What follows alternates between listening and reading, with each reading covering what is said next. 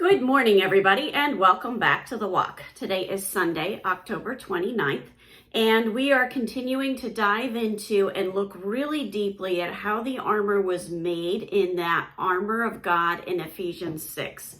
So that brought us up to that last piece of armor, and that is that sword. It's the one piece of armor that does damage to the enemy, that is an offensive weapon. It's not meant to protect. It's meant to cause damage to the enemy.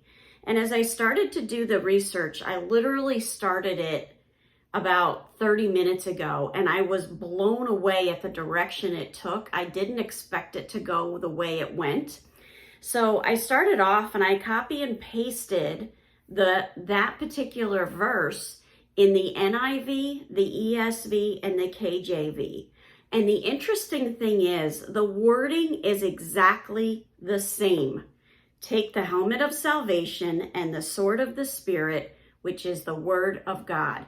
It's not very often that when you look at three translations, the wording is identical. So right away, I'm thinking to myself, that's got to be very significant. Then I did an internet search of how the Roman sword was made. And right around the 1st century BC, which would have been in the time that Jesus lived, died, rose from the dead, ascended up into heaven, and Paul would have been writing this letter to the Ephesians. The sword was made out of iron. It was two-edged and had parallel sides and an angled point.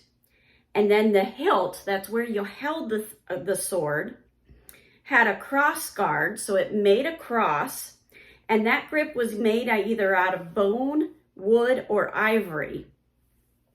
Now, I got that from Pooley, Pooley,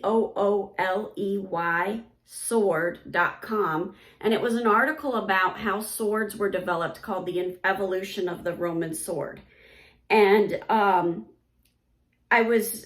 I know that we're going, as we continue to study this sword, I think we're going to be stuck, but not stuck, that's the wrong word. We're going to be enjoying the study of the sword for several days, because I am just finding so much meat in here that one of the things we're going to really look at is how that hilt was made and what the significance is of those materials.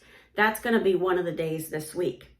But then as I continued to search, I came across an article on NBCnews.com, and the date is what really shocked me. This was just published September 6th of 2023, and it was written by Patrick Smith. And what they're saying is that they've been excavating a cave in the Dead Sea area, and in that cave, they found Roman swords that were created in exactly that same time period. Now think this through. We're not even in the first week of November. We're not even 2 months away from the discovery of these ancient swords. And I'm going, okay, so is this connected to current events? So I kept digging and I was chatting with some of my friends online, and I discovered one of my friends found a thing and that they sent to me, and it was from JewishAgency.org. And this is an advertisement asking for donations to help Israel as they're being attacked by Hamas. And I am going to read the first couple of sentences to you verbatim. And it says, Hamas has attacked Israel on October 7th, 2023. Keep in mind, that is almost to the day 1 month later from when those swords were found in the Dead Sea caves. Over 1,400 Israelis have been killed, with thousands more injured, and 224 people were taken into Gaza and are being held as hostages. In response to the attack, the Israeli government has declared war on Hamas, and the Israel Defense Forces has mobilized reservists and launched Operation, are you ready for the name of the operation? Operation Iron Swords. When I saw that, I just had goosebumps on my goosebumps. This study was designated for this time because it is directly tied to current events.